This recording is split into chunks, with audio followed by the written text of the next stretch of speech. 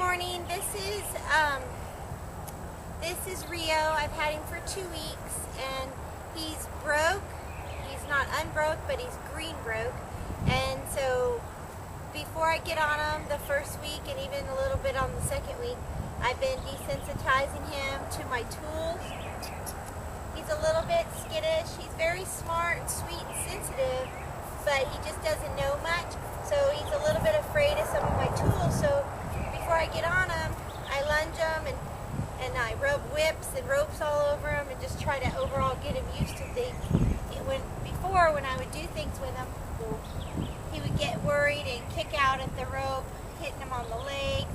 He'd overreact to things being rubbed on his belly, or if your legs touched his belly, he was just a little bit overreactive. So while I want a horse sensitive, I don't want them silly, where they, start to buck or goof off because you're over sensitizing or over desensitized to it. So what I do is I want my horses to be desensitized to my legs, hands, and tools, but then I also want them to be sensitive enough that they'll move off from them too. So as long as I'm telling him whoa, I don't want his feet moving. Good boy, Rio, whoa.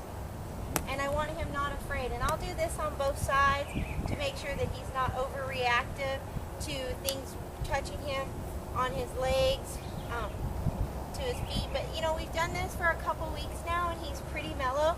But at my age, 46, I don't like to get on colts. Whoa. Notice left side, right side.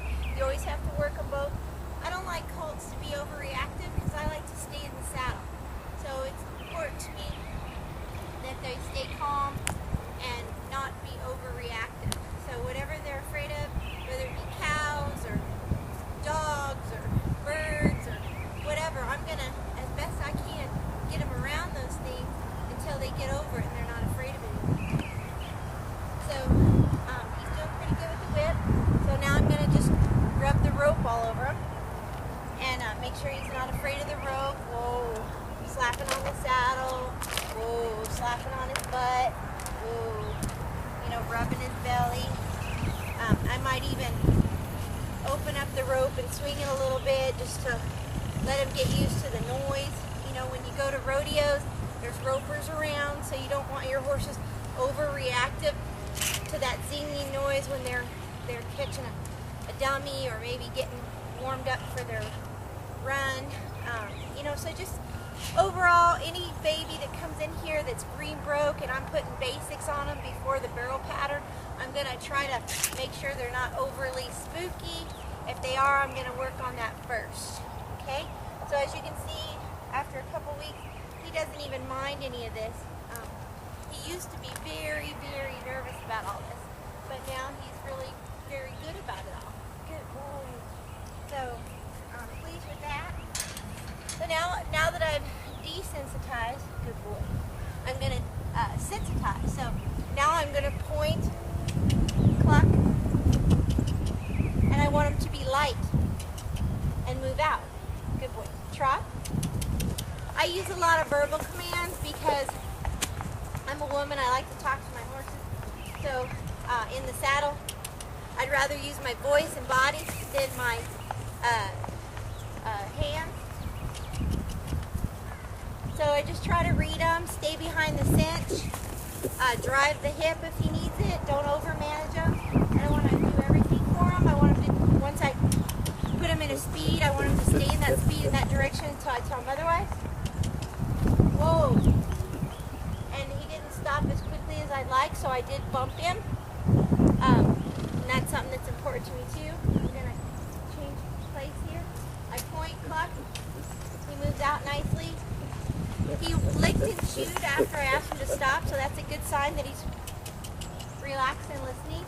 He's not wanting to keep moving over here because it's a little bit tighter. I'm kind of squeezing him between me and the panel, so he's not so sure he's safe here, but I want him to know he is, so I'm needing to keep driving him a little bit. He's being a little lazy right there.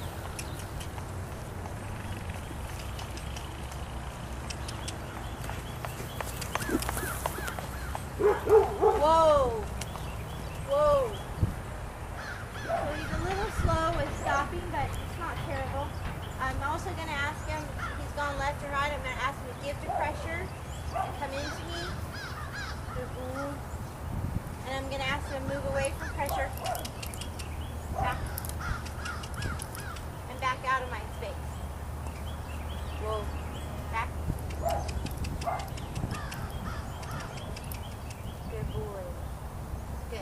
soon as he moves a foot, I'm going to back off. I just try to cluck, look at what feet I want to move, and then as soon as he tries, I'm going to quit. So really that's all I'm looking for when I'm lunging him. So he'll go left, right on a light cue, stop, face up, back up, come forward, all on a light cue. So I'm going to tighten this cinch and ask him to canter now.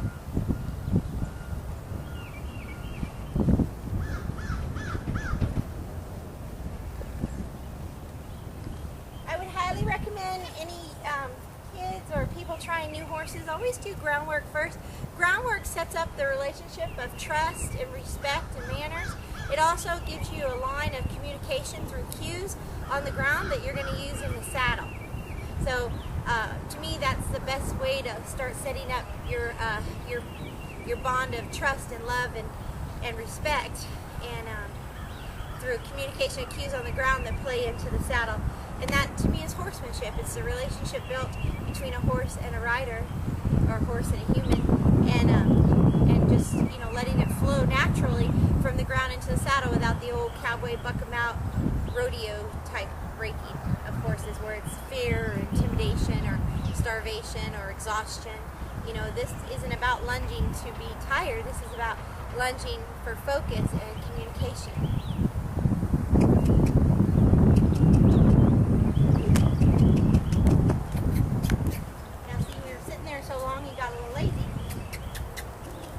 So I'm going to be a little bit more. I clucked, he didn't go. I spanked the ground, he didn't go. So I just spanked him. Now that he's moving, he's okay. He just got lazy there, sitting there for too long. It's the same as girls when you're about to go make your run. Don't sit with your buddies right before your run, because your horse is not going to want to go do their job. Get off by yourself. One or two drags out. Get focused and get you and your horse in the zone before you make your run. Don't sit there yakking with your friends till you're up. Your horse isn't always going to work to their best because they're in their lazy herd mode. Whoa. Good boy. Good boy. He's licking and chewing. You probably can't see that where he's at. But when they canter, I look for their lead. Like right there, he's on the wrong lead. He crossfired. Now he picked it up. Now let's see if we get him. Okay, so now he has his lead. I want to see if they're more of a lefty or a righty.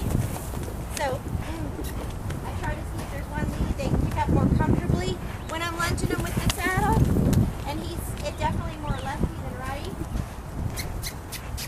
And a little lazy. Whoa. Good boy. If you notice, I say the word and change my body position because in the saddle, I'm going to sit deep in the saddle. So I want him to know when I'm upright, that's his go cue. When I'm sitting down or bending down, that's his whoa cue. That way he'll kind of realize that body language means something on the ground and in the saddle. Good boy.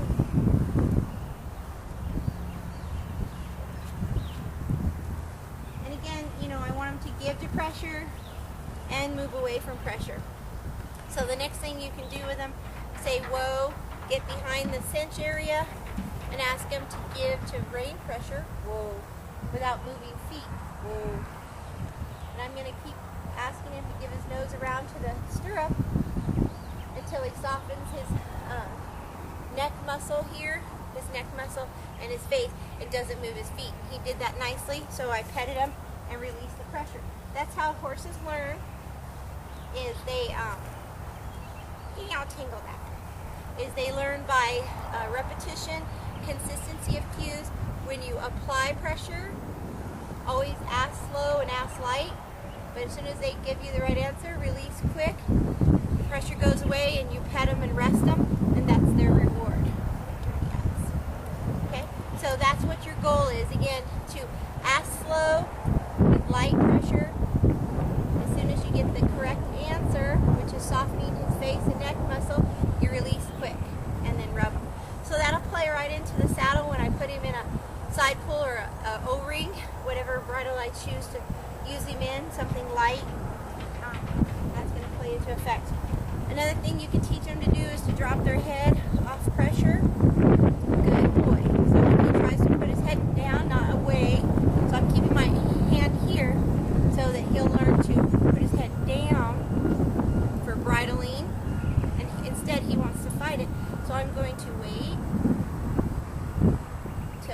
softens. Good boy. No, sir.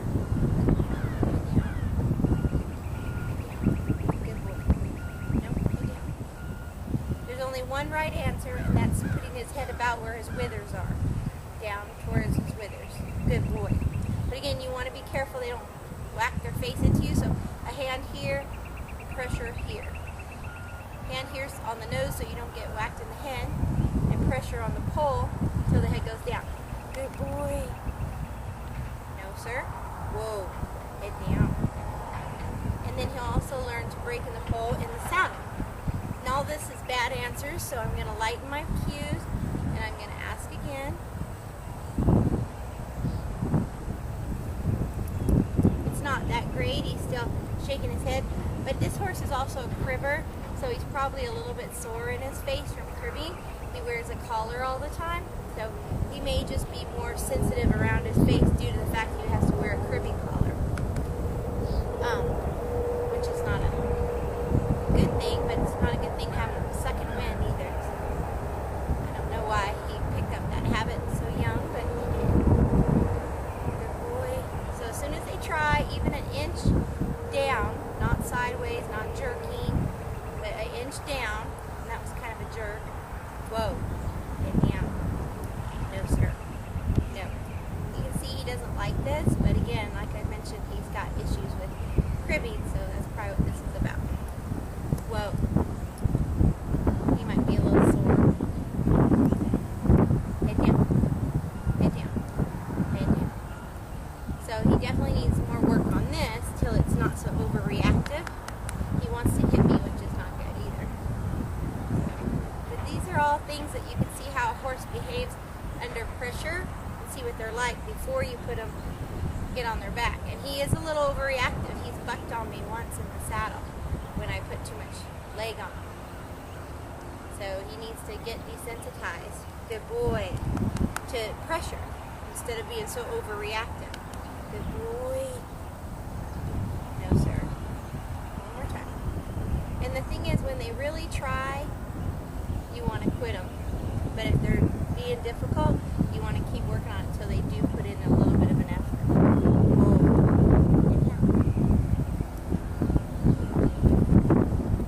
Good boy. Good boy.